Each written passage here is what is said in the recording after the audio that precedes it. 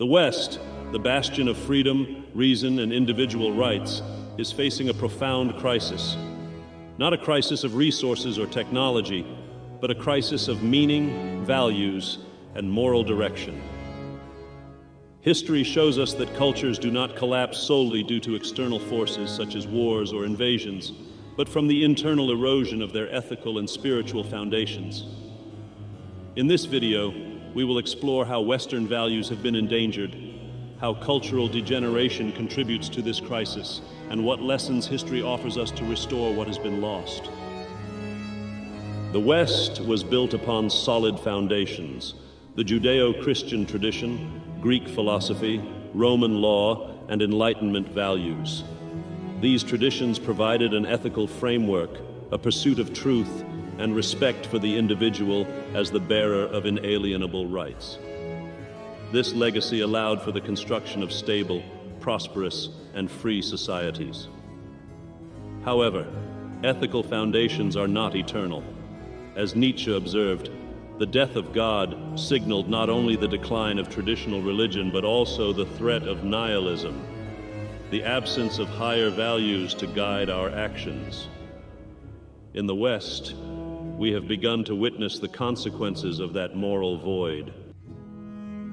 Today, what was once considered vice is now not only normalized but celebrated. Take pornography, for example. What was once seen as a private and troubling indulgence is now readily available to everyone, including the young, just a click away. This not only exploits our most basic instincts, but also distorts our understanding of intimacy, connection, and love. Then there's the culture of limitless partying, hedonism that glorifies momentary pleasure, intoxication, and disconnection. The troubling aspect is not merely the existence of these behaviors, but their reward. On social media, those who flaunt superficial and self-destructive lifestyles often receive massive validation, while virtues such as discipline, responsibility, and sacrifice go unnoticed. A particularly alarming example is TikTok, an app created in China and massively adopted in the West. On this platform, content often reinforces shallow, vacuous, or even degrading behaviors. Short videos are designed to exploit our attention spans, trivialize serious issues, and glorify mindless entertainment. The result is a generation caught in an endless cycle of distraction, unable to focus or reflect deeply. In contrast, in China, the same app prioritizes educational, scientific, and patriotic content, strengthening its cultural fabric while weakening that of its rivals. This is no accident. It is a digital Trojan horse. TikTok acts as a geopolitical influence mechanism, exporting the worst while reserving the best. Its design fosters narcissism, superficial validation, and wasted time, while its algorithm in China promotes discipline and progress. The degenerative use of social media not only fragments our minds and relationships, but also undermines the collective capacity of the West to respond to serious challenges, including strategic and geopolitical ones. However, every cultural renaissance requires a period of crisis, and the question is whether the West is ready to face its own. In the past, great civilizations faced definitive tests of their survival: wars, invasions, and existential crises that challenged their cohesion, discipline, and willingness to sacrifice. The West overcame many of these tests, but that was in an era when purpose was deeply rooted in cultural values. If the West had to fight an existential war today, would we be prepared? The unfortunate answer seems to be no. Not because we lack technology, resources, or strategy, but because we lack moral unity.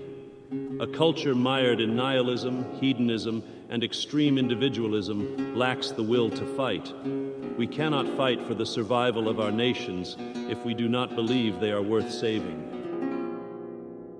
While powers like China consolidate their cultural identity, emphasize collective sacrifice, and prepare their populations for long-term objectives, the West finds itself divided, distracted, and morally weakened.